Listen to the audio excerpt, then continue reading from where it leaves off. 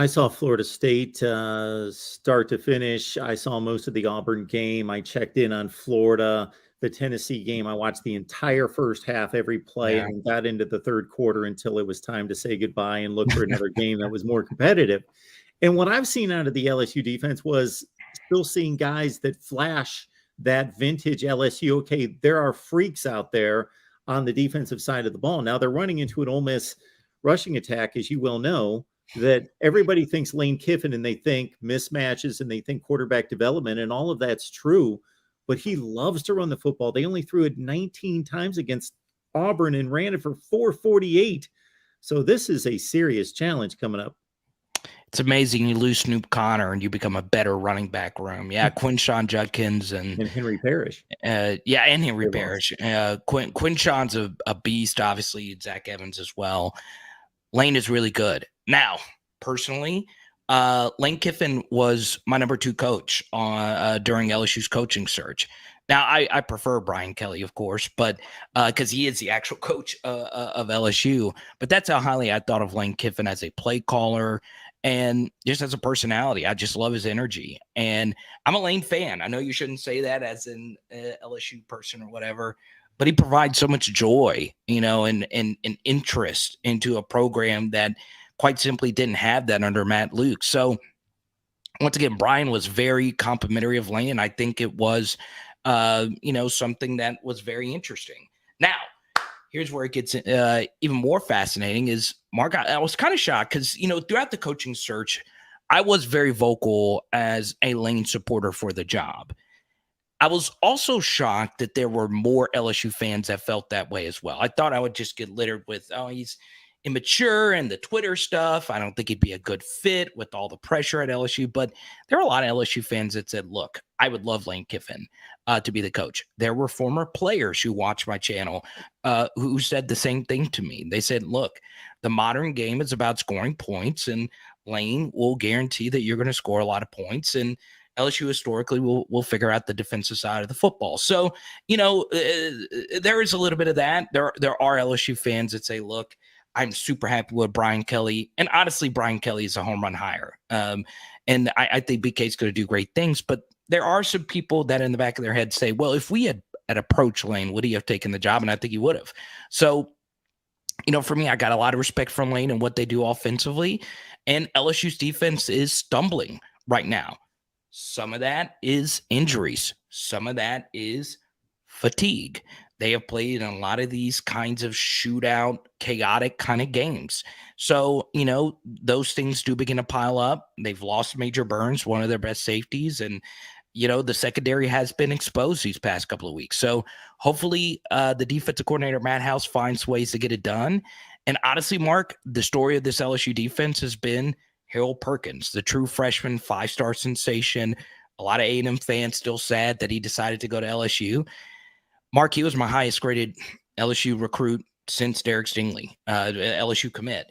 And he has lived up and exceeded expectations this year. So if you're an Ole Miss fan and you're not familiar with the LSU defense, number 40, Harold Perkins, is the real deal playmaker for this D. And it's funny you bring him up because when I said certain guys have flashed and I wasn't going to get into specifics because I was going to leave that up to you, he was the guy that came to mind first and foremost. He is the guy. Yes. He's been big time. Big time. I mean, he's truly a special player. When you think linebackers, you think someone like Patrick Willis, why your typical thumper.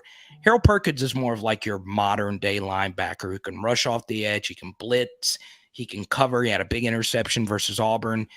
There's nothing he can't do. And, he was mostly a running back in high school.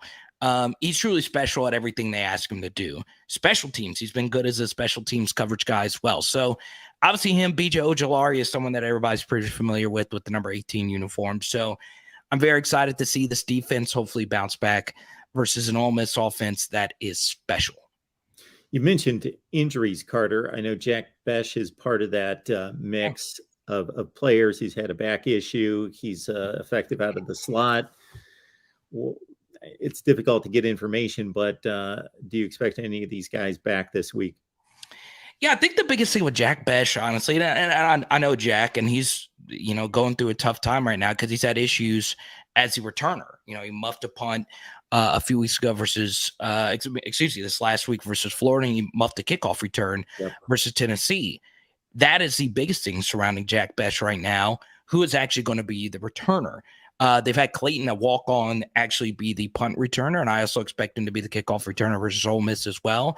And I think LSU is just going to say, look, since we've had so much issues muffing stuff on kickoff returns and punt returns, we're just going to fair catch every time. So I expect that to be LSU strategy moving forward in that aspect. But, you know, as far as health, LSU's just been very unlucky in that aspect. And we'll see if that actually, you know, happens and becomes a big thing versus Ole Miss as well. Carter, you know this better than I do, covering the SEC on a daily basis, that you know, at least all the good programs have 3 or 4 different rivalries going in different directions. And for LSU, this is just another one with Ole Miss.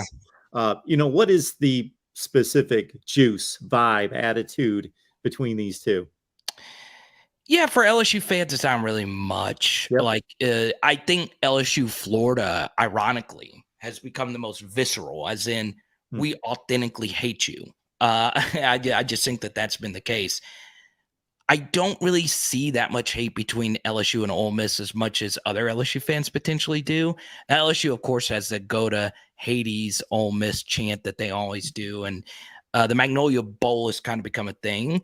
But part of it is, you know, Ed Orgeron and Lane were close friends. And, you know, LSU and Ole Miss haven't had as many legendary back and forth kind of games that other matchups have had. So, yeah, there's history. Billy Cannon, the only other Heisman winner other than Joe Burrow, had his big moment versus Ole Miss back in 58. But, you know, for me, and I'm going to get pushback on this as well. That's fine. You know, I don't, Ole Miss isn't the game as much as it is for some other LSU fans. So there is some history. Also, proximity plays a role in that as well. But, you know, for me, Mark, it's, you know, just another game.